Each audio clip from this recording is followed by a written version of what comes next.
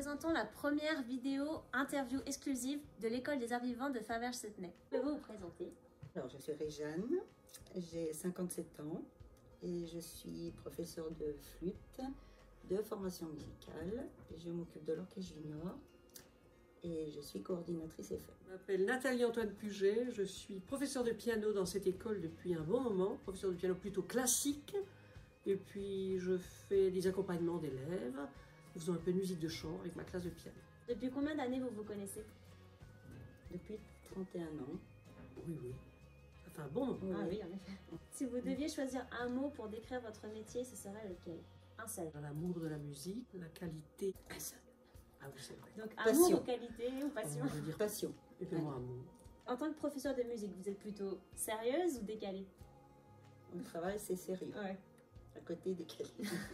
Dans le travail, vraiment beaucoup de qualité, du respect des textes appris. Dans la vie, oui, un petit peu de folie, bien sûr. Notre métier est un métier de création. Vous préférez les cours en présentiel ou en distanciel?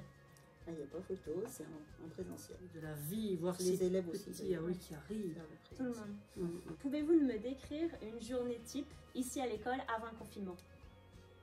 On donne surtout cours en fin d'après-midi. Donc, le matin, moi je me lève tard Ouais. en général. Tranquille. Pause déjeuner et puis en fait je commence à préparer mes cours en début d'après-midi et après je viens ici pour faire mes cours.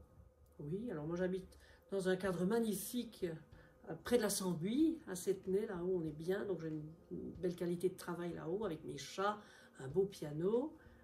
Donc je pianote pour moi bien sûr, et puis je fais mes sacs et nous partons nous occuper de nos élèves qui nous attendent. Vous pourriez me donner votre meilleur souvenir, ou en tout cas un des meilleurs souvenirs ici à l'école, depuis que vous y êtes? Le premier concert à la Sambuie, Très bien. pendant le festival des C'était sources quand? sonores. C'était il y a la première année que Manu était là, donc c'était il y a 6 ans, 7 ans, je ne sais plus. D'accord. Le temps passe très vite. Ouais. Donc, Et parce qu'il est là, il nous observe, le directeur. oui, il nous écoute.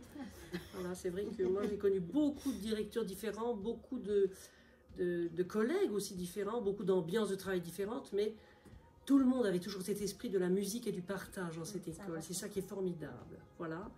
Et puis il nous est arrivé de jouer du piano sur le lac, et puis aussi d'être costumé parfois. Je peux traverser toute une salle costumée en pendule. Tout est improbable, mais toujours dans un esprit de qualité et de respect de la musique.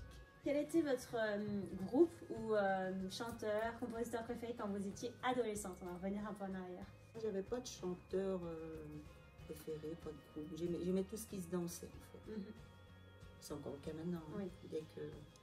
Dès que je peux danser, j'aime. Parfait. Et puis, musique classique, c'était plutôt Beethoven.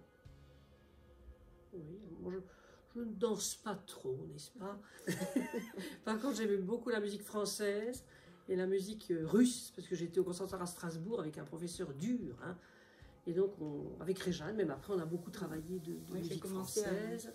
Et enfin, est-ce que vous auriez un ou des conseils à donner à la nouvelle génération, étant donné que vous êtes les profs les plus anciennes de l'école? Il faut que ça reste un plaisir d'enseigner.